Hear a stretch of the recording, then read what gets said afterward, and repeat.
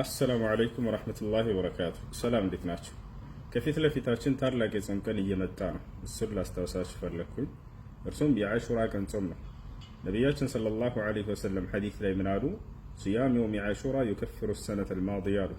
የአሹራ ቀን ጾም ያለፈውን የአንድ ዓመት ወንጀል ያስተሰርያል ወይንም ያስምራል አሉ። ይህም ቀን የፊት ለፊታችን ቅዳሜ ነው። ከዚሁ ጋር አያይዞ ነቢያችን ሰለላሁ ዐለይሂ ወሰለም በሌላ ሐዲስ ላይ ብለዋል፣ ለኢን በቂቱ ኢለል ዓመል ቃዲም ለአሱመነ ታሲዕ አሉ። ምናልባት የአላህ ፍቃድ ሆኖ ቀጣዩ ዓመት ድረስ በህይወት ከቆየሁኝ 9ኛውንም ቀን አብሬ እጾመዋለሁኝ ብለው ተናግረዋል። ስለዚህ ከቻላችሁ 9ኛውንና 10ኛውን ቀን መጾም፣ እርሱም ዋናው የአሹራ ቀን ጾም ቅዳሜ ሲሆን 9ኛው ደግሞ ጁምዓ ቀን ነው። ከቻላችሁ ሁለቱም፣ አለበለዚያ አንዱን ብቻ ብትጾም ችግር የለው። በላጩ ግን የነብዩ ሰለላሁ ዐለይሂ ወሰለምን ኑዛዜ በመጠበቅ እርሳቸውን ሱና በመጠበቅ 9ኛውንና 10ኛውን መጾም ነው። ወይንም ደግሞ 10ኛውንና 11ኛውን መጾም ትችላላችሁ።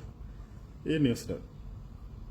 ነቢያችን ሰለላሁ ዐለይሂ ወሰለም ይህ ቀን ሙሳ ዐለይሂ ሰላም ከፈርዖን ግፍና በደል ነፃ የወጣበት ቀን እንደሆነም ተናግረዋል በሐዲስ ላይ። ቃለ ነቢዩ ሰለላሁ ዐለይሂ ወሰለም ኢነሁ የውሙን ነጀ ላሁ ፊህ ሙሳ ወመን መዐሁ ሚን ዙልሚ ፍርዐውን። ነቢያችን ሰለላሁ ዐለይሂ ወሰለም ምን አሉ?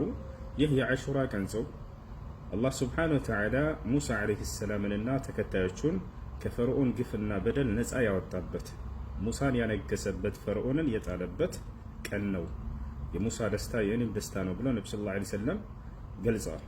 እና ይህ ጾም እንዳያመልጣችሁ ለሌሎች አስተላልፉ፣ አስታውሷቸው። አሰላሙ አለይኩም ወረሕመቱላሂ ወበረካቱሁ።